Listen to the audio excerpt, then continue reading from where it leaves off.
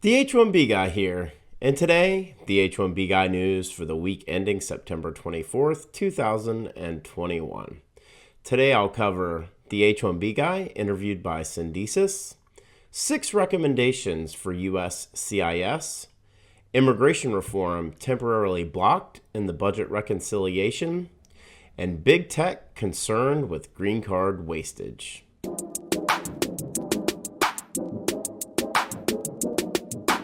But before we get started, I'd like to ask you, if you haven't already, to please subscribe to the H1B Guy channel here on YouTube and like this video so that I can continue to produce more content like this for you.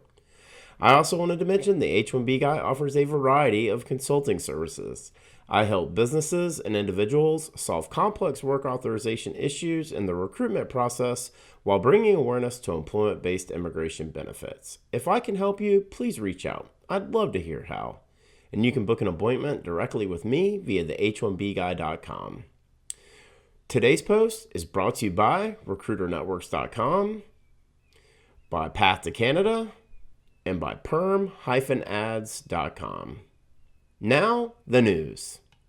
I wanted to thank everyone who joined me on Wednesday for the H1B Guy Live, September 22nd, 2021. I discussed the immigration reform setbacks and the lifting of the travel ban that will be starting November 1st. If you haven't had a chance, please check out that video. Really would appreciate it. Here are the news stories that interested me most this week. On September 19th, 2021, written by Marianne Levine for Politico, titled Democrats Blocked from Including Immigration Reform and Party Line Spending Bill.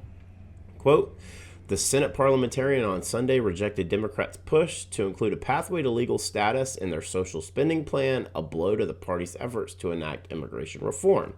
In the decision, a copy of which was obtained by Politico, the parliamentarian determined that the Democrats' proposal is, by any standard, a broad new immigration policy, and that the policy change substantially outweighs the budgetary impact of that change.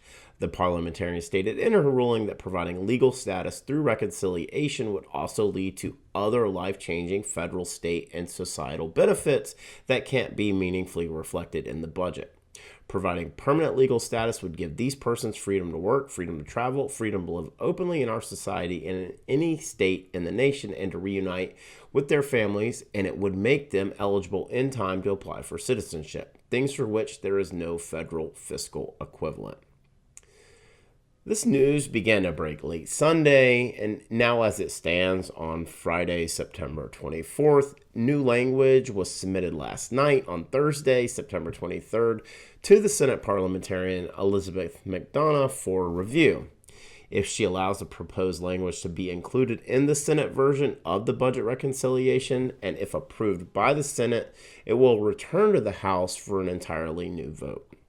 I still remain hopeful that some relief is imminent via the budget reconciliation, but when I read the statements from the parliamentarian, it leads me to believe that she's not going to allow immigration reform to be included in the bill. I hope I'm wrong. On September 20th, 2021, written by Kimberly Gray for Syndesus, titled How the H1B Guy is Disrupting the Antiquated U.S. Immigration System. I shared this on Twitter and on LinkedIn on Monday. As I mentioned, I had the chance to sit down with the talented folks at Syndesus and discuss a variety of issues, including the green card backlog, documented dreamers, and the best plan for high-skilled immigrants currently in the U.S. whose status may be uncertain. Please check out that article and the video on YouTube if you haven't already. There's links in the description below.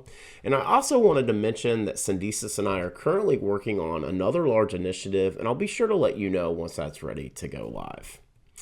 On September 17th, 2021, in a report from the U.S. Government Accountability Office, GAO, titled U.S. Citizenship and Immigration Services, Actions Needed to Address Pending Caseload, quote, Data from the Department of Homeland Security's U.S. Citizenship and Immigration Services indicate the agency's total pending caseload.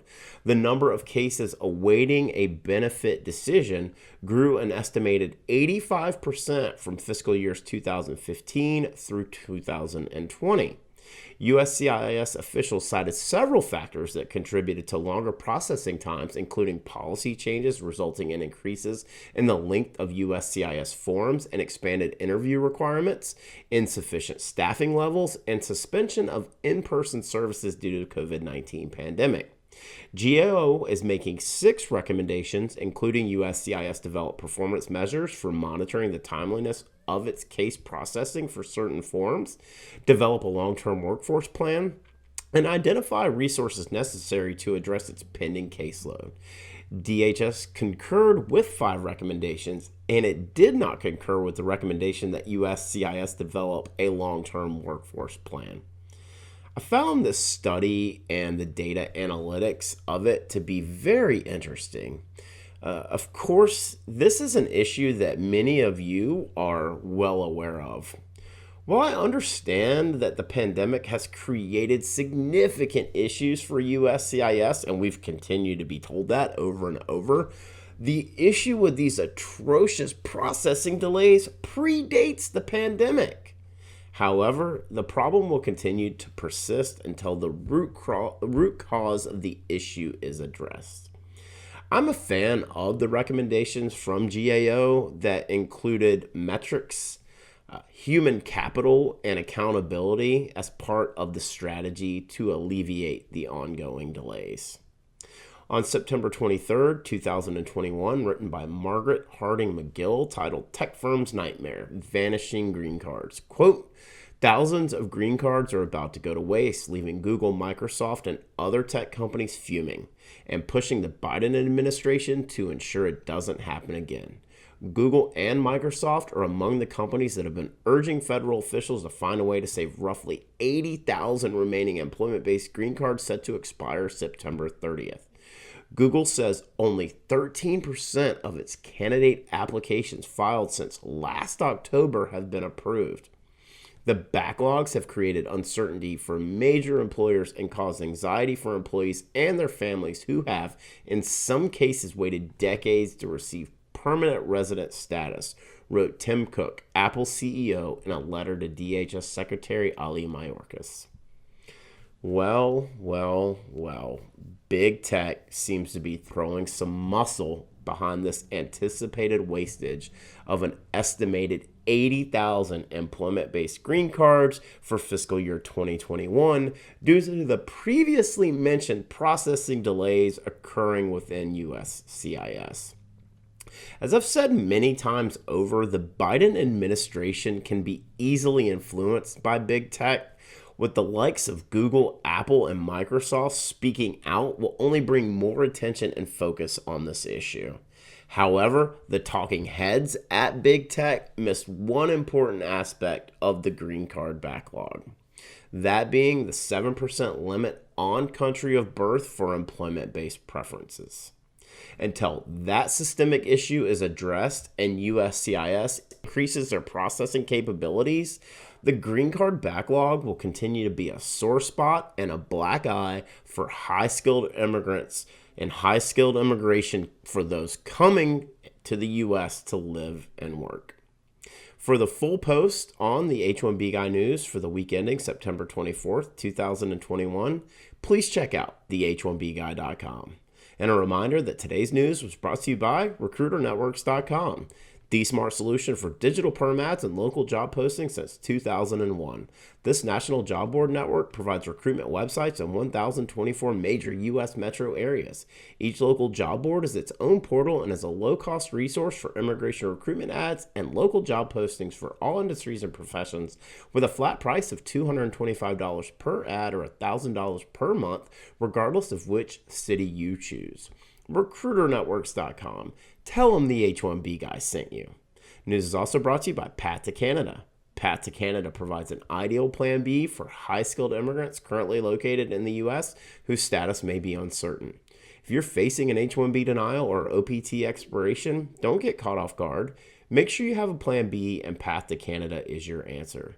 They will gladly help you navigate the process, and if you're interested in finding out more, please be sure to use the link in the video description below. The news is also brought to you by PERM-Ads.com, the industry leader in providing a seamless experience for employers and immigration attorneys navigating the complex PERM recruitment ad phase of the labor certification process. If you're looking to reduce your costs and overhead associated with PERM labor certification recruitment advertising, let PERM-Ads.com help you.